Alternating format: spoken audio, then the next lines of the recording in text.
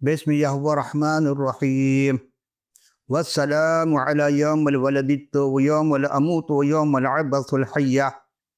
ज़ालिका ईसा इब्न मरियम क़ौलुल हक़्क़िल्लज़ी फ़ीहि यमतरून। मा कान लिल्लाहि अन तत्तख़िज़ू मिन वलदिन सुब्हानहु। मा कान लिल्लाहि अन यत्तख़िज़ा मिन वलदिन सुब्हानहु इज़ा क़ज़ा अमरन फ़इन्नमा यक़ूलु लहू कुन फ़यकून। सदक़ल्लाहुल अज़ीम। और सलाम है मुझ पर जिस रोज़ मैं पैदा हुआ और जिस रोज़ मरूं और जिस रोज़ ज़िंदा करके उठाया जाऊं। यह है ईसा इब्न मरियम। मैं बिल्कुल सच बात कह रहा हूँ जिसमें ये लोग झगड़ रहे हैं। अल्लाह ताला की ये शान नहीं कि वो किसी को औलाद अख्तियार करे, पाक है वो। जब कोई काम करना चाहता है बस उसके इरशाद फरमा देता है, लो कुन फ़यकून, हो जा तो बस वो हो जाता है।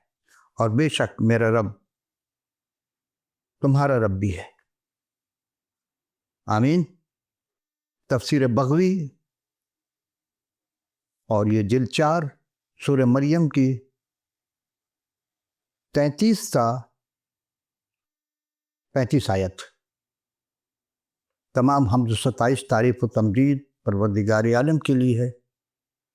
उसका शुक्र करता हूँ कि उसने फिर मौका दिया कि आज हक़ीक़े इरफ़ान में आप तमाम साइम नज़ीर की खिदमत में एक नए उन्वान से शान मसीह अज़्ल कुरान शरीफ लेकर हाज़िर हुए हैं। तो आप तमाम सामीन नाज़िर खिदमत में सलाम और खुश आमदीद।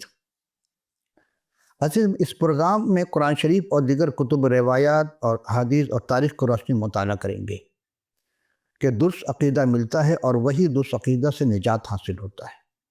और ये भेद जो हमारे उलमा इकराम अक्सर इस बहुत कम लोगों को रहनुमाई करते हैं।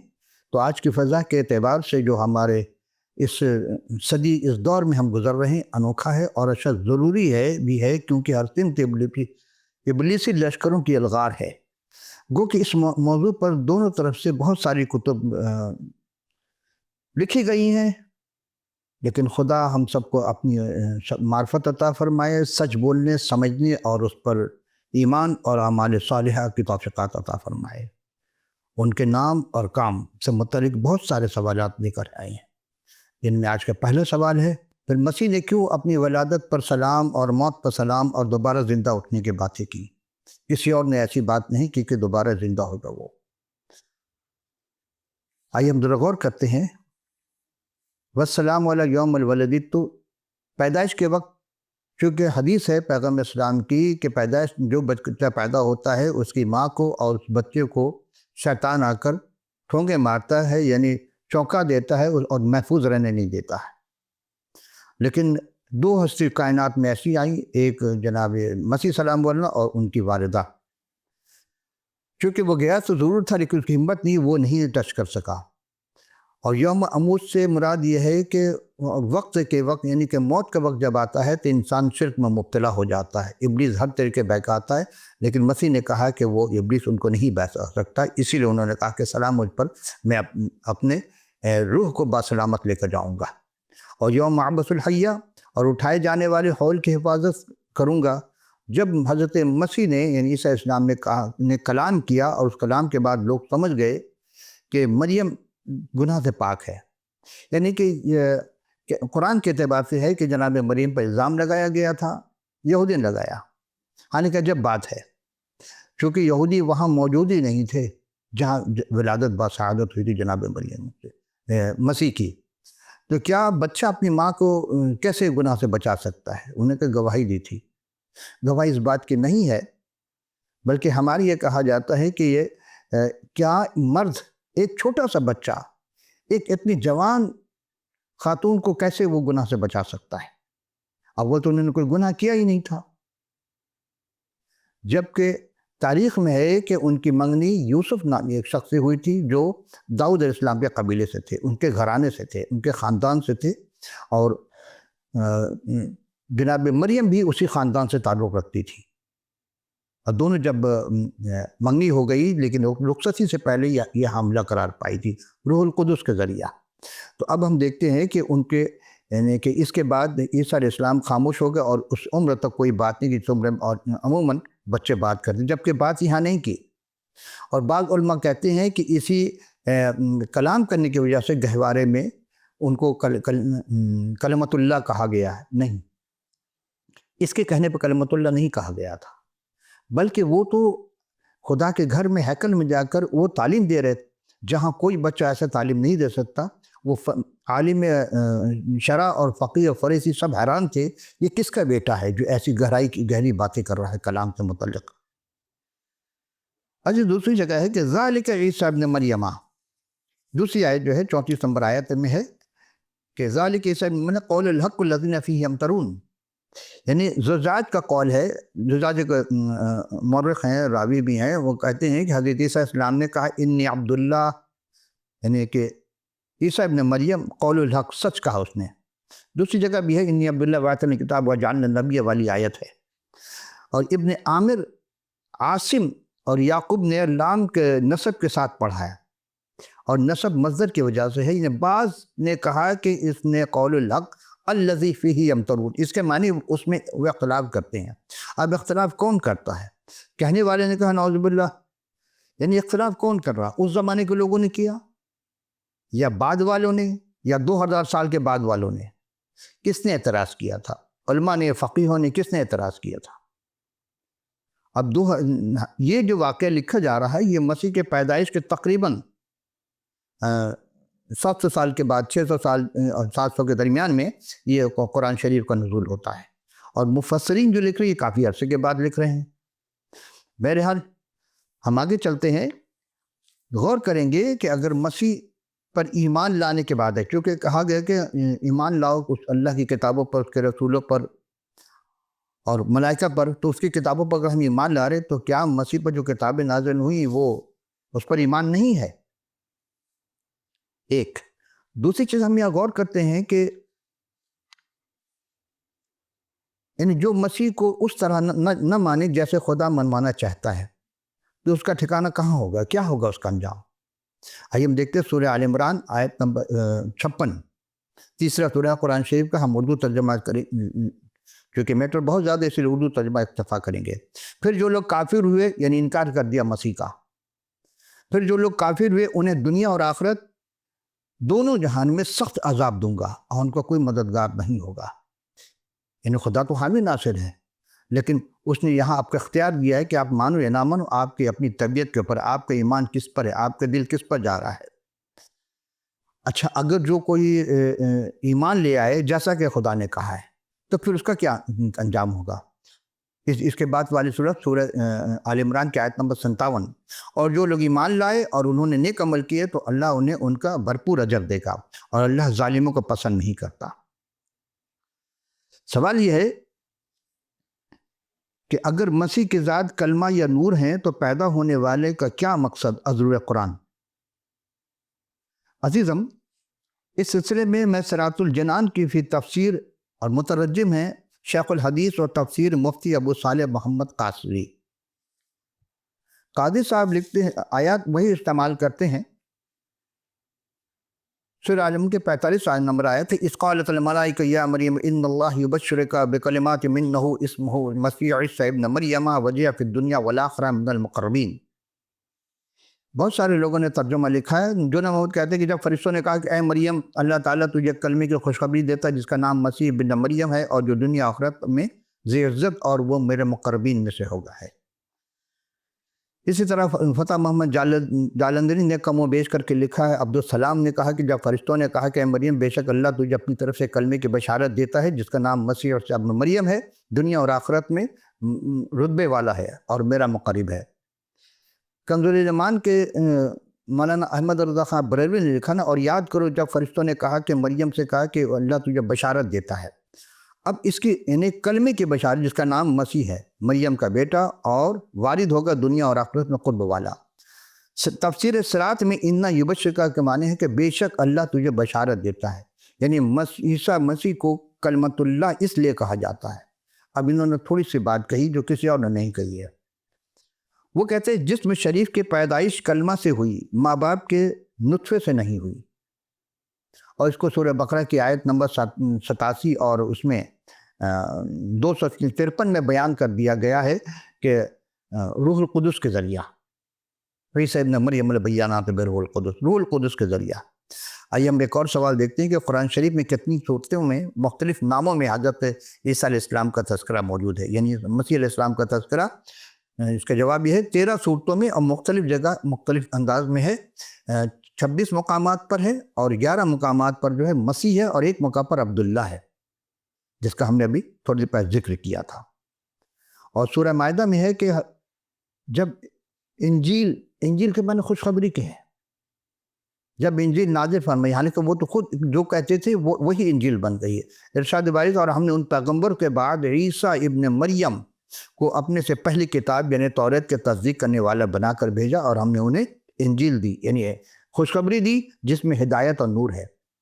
عزیزم، اس سلسلے میں جب ہم نے مطالعہ کیا تو بہت ساری روایت میں یہ نظر آتا ہے کہ یہ سورہ مائدہ کی 46 نمبر آیت جو ہے، اس میں توریت کے بارے میں کہا کہ اس کی تصدیق کے مسیح نے، کہ میں توریت کو منسوخ کرنے نہیں بلکہ اسے پورا کرنے کے لیے آیا، جو بھی احکام تھے اس میں اس کو پورا کرنے کے لیے آیا ہوں، اور جس میں ہدایت اور نور ہے، یعنی وہ شریعت کی کتاب ہے۔ ظاہر بات ہے شریعت میں ہدایت ہے، اور جس کو ہدایت ملے گی اسے وہ نور سے بھی منور ہو جائے گا۔ ہم ایک اور سوال کی جانب چلتے ہیں کہ کیا مسیح کی کوئی مثال دی گئی ہے؟ مسیح کو کسی سے مثال دی گئی؟ انہوں نے کہا کہ ہاں، سورہ آل عمران کی آیت ہے 59، انہوں نے کہا بے شک مثل عیسیٰ مثل آدم، یعنی عیسیٰ کی مثال ایسی ہے جیسے آدم کی مثال، لیکن آدم کے نزدیک آدم کو ہم نے مٹی سے بنایا تھا، اور پھر اس میں فرمایا کہ ہو جا، سب ہو گیا۔ اب سوال یہ پیدا ہوتا ہے کہ آدم علیہ السلام کو مٹی سے بنایا گیا، اس کے نتنوں میں زندگی کے دم پھونکا یا روح میں سے ایک روح پھونکی، تو کیا حضرت مسیح کو بھی مٹی سے بنایا گیا تھا؟ نہیں، کلام تھے، کلمت اللہ تھے۔ اب کلمت اللہ کوئی آج کے نہیں ہے، بلکہ ابتدائے آفرینش میں ہی یہ کلمت اللہ تھے، اور انہی کی وجہ سے ساری چیزیں خلق ہوئی۔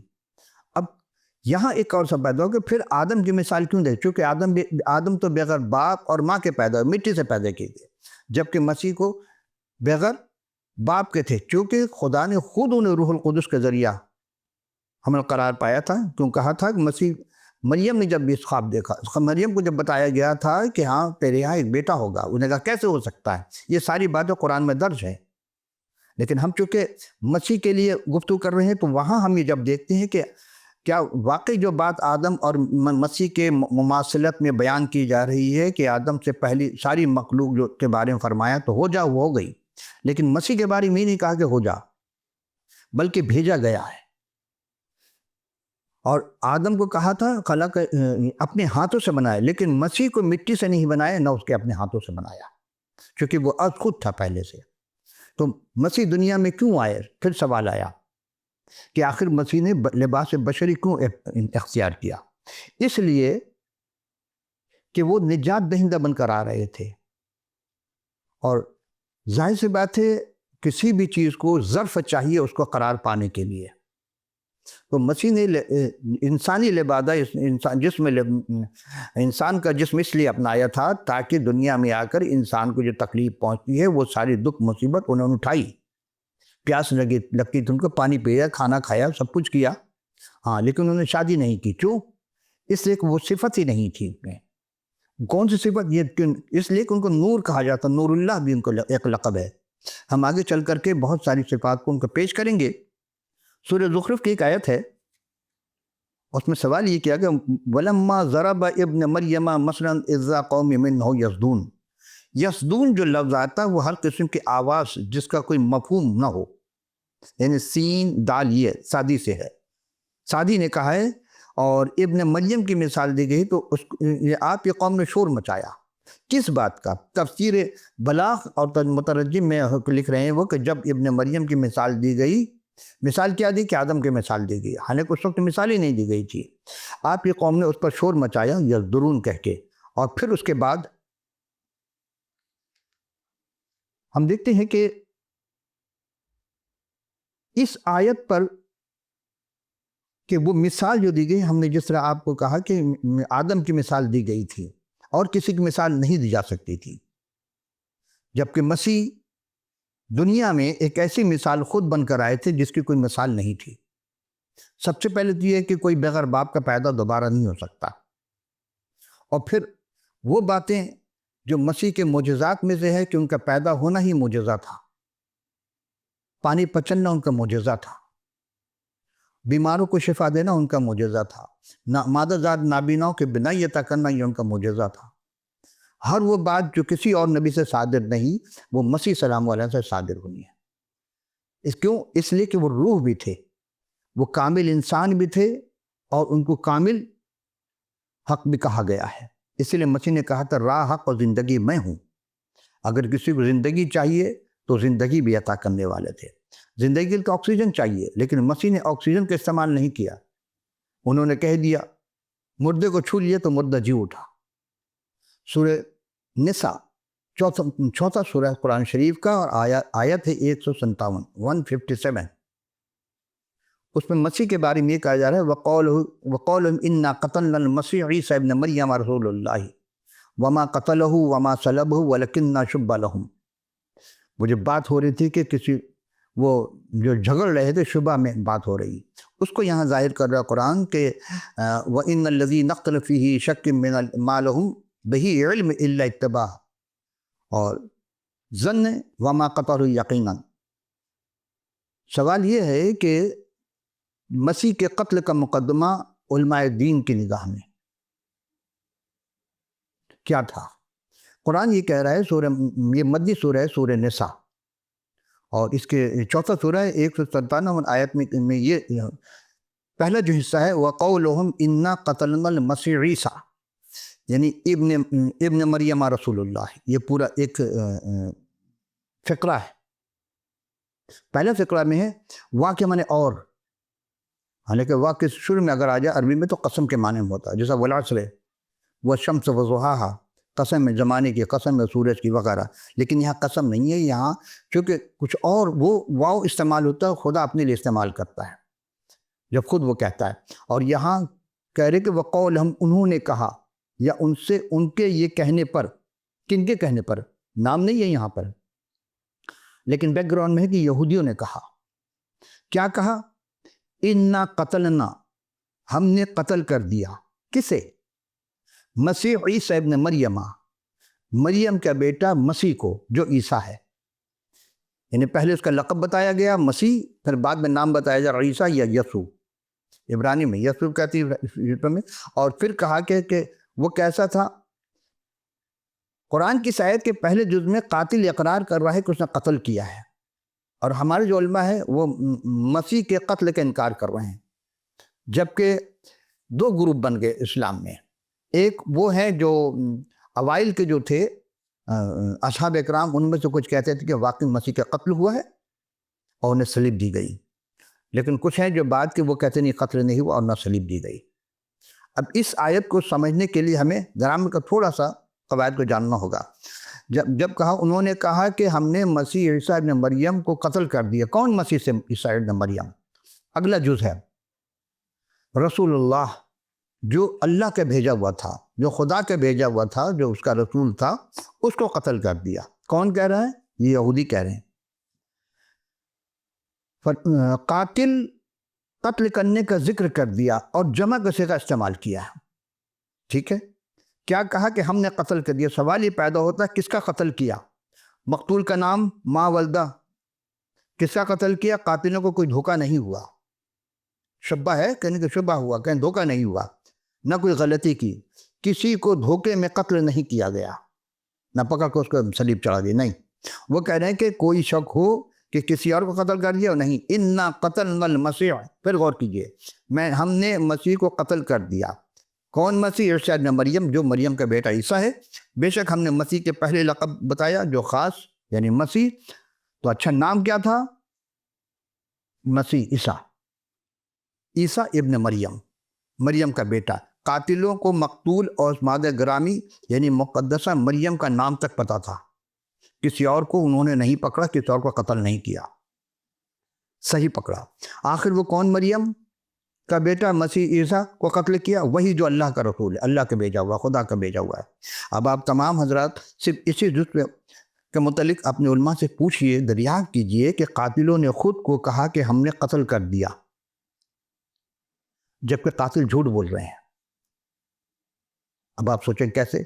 اس لیے کہ یہودی تو مسیح کو پکڑ ہی نہیں سکتے تھے، قتل کرنے، اگر پکڑ بھی لیا انہوں نے، قتل نہیں کر سکتے، کیونکہ اس وقت قانون اتنا سخت تھا رومی فوجیوں کا کہ کوئی انسان رومی فوجی کے علاوہ کسی کو سزا نہیں دے سکتا۔ کہ یہودیوں نے قتل کیا، بے شک ہم نے مسیح ابن مریم کو قتل کیا جو اللہ کا رسول تھا، یہودیوں نے جھوٹ بولا، کیونکہ وہ حضرت مسیح کو قتل ہی نہیں کر سکتے تھے۔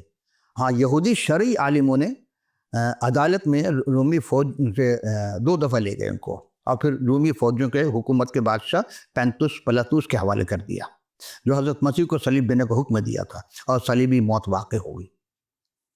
یہ جو ہمارے علماء فرماتے ہیں کہ مسیح کے قتل نہ ہونے کا انکار کر رہے ہیں، وہ دونوں میں سچا کون؟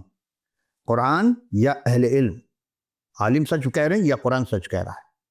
یہ آپ کو فیصلہ کرنا ہے، آپ کے ہاتھ میں۔ اب ہم آگے چلتے ہیں، سبب صلیب کیوں دی گئی، مسیح کو صلیب کیوں دی گئی؟ دوسرا جو ہے وما قتلہ وما صلبہ ولکن شبہ لہم، حالانکہ انہوں نے نہ اسے قتل کیا اور نہ صلیب پر چڑھایا، لیکن اشتباہ ہو گیا، یعنی شبہ ہو گیا۔ یہ جملہ انکاری، سوالیہ انکاریہ ہے۔ وما قتلہ، اور کیا انہوں نے قتل نہیں کیا؟ آپ کسی محفل میں، کسی مجلس میں، کسی ایسی پروگرام میں گئے ہوں، جب کوئی بات ہو جائے تو نہیں پوچھتے ہیں کہ کیا آپ وہاں موجود نہیں تھے؟ اس کا مطلب تھے کیا آپ نے یہ نہیں کھایا تھا وہاں پہ؟ ہاں کھایا تھا۔ کیا آپ نے یہ نہیں دیکھا وہاں؟ یہ بات بالکل دیکھا۔ تو یہ ویسے ہی جملہ ہے، سوالیہ انکاری ہے، بظاہر سوال بھی ہے، انکار بھی ہے، لیکن انکار کے معنی اقرار کے ہیں۔ یہاں بھی اس کا مطلب یہ ہے کہ صلیب دی گئی، مطلوب کر دیا، اور اب آگے بیان ہے وَلَكِنَّ شُبَّ لَهُمْ، کیا ان کو اشتباہ ہو گیا؟ اچھا، یہ سوال پیدا ہوتا ہے کس کو ہوا؟ اشتباہ یا شک شبہ کس کو ہوا؟ یہودیوں کو اشتباہ ہوا جنہوں نے اپنی آنکھوں سے صلیب دیتے ہوئے دیکھا، یا رومی فوجیوں کو جنہوں نے خود لکڑی کے تختے پر مسیح کے ہاتھوں میں اور پیروں میں کیل جڑ دیے تھے، آہنی میخ ٹھوک دی، انہیں شبہ ہو گیا تھا؟ یا سینکڑوں سال کے بعد گزرنے کے بعد آنے والوں کو شبہ ہوا؟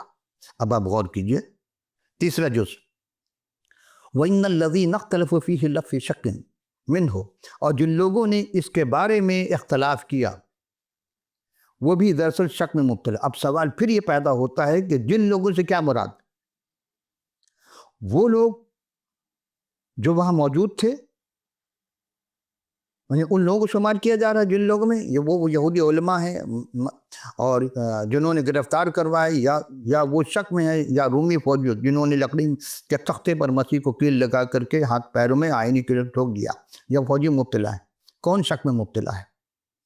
یا سینکڑوں سال گزرنے کے بعد شک میں مبتلا وہ لوگ ہو گئے موجود ہیں جنہوں نے کچھ دیکھا ہی نہیں، انہوں نے اپنی آنکھوں سے کچھ نہیں دیکھا، تو پھر کیسے شک کر رہے ہیں؟ چوتھا جز وَمَا لَهُمْ بِهِ مِنَ الْعِلْمِ إِلَّا اتِّبَاعَ الظَّنِّ، ان کے پاس اس معاملے میں کوئی یقین نہیں، محض گمان کی پیروی کر رہے ہیں۔ کس کے پاس اس معاملے کا کوئی یقین نہیں ہے؟ اس زمانے کی یہودی علماء، یا جنہوں نے گرفتار کروایا اور جنہوں نے ان پر کانٹوں کا تاج رکھا، ہاتھ پاؤں میں کیلیں ٹھوکی، لہو لہان کیا، کوڑے مارے، تھوکا، ان کے داڑھی نوچے، ان کے بال نوچے، آنکھوں پر پٹی باندھ کر تھپڑ مار کے کہتے ہیں بتاؤ کس نے مارا اپنے نبوت سے؟ ان پہ شک ہوا۔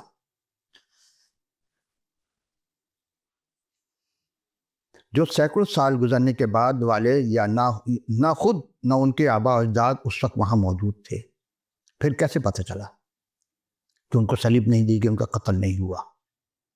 پانچواں اور آخری جز، یہ سب سے اہم ہے، وما قتلہ یقیناً، انہوں نے یقیناً مسیح کو قتل نہیں کیا۔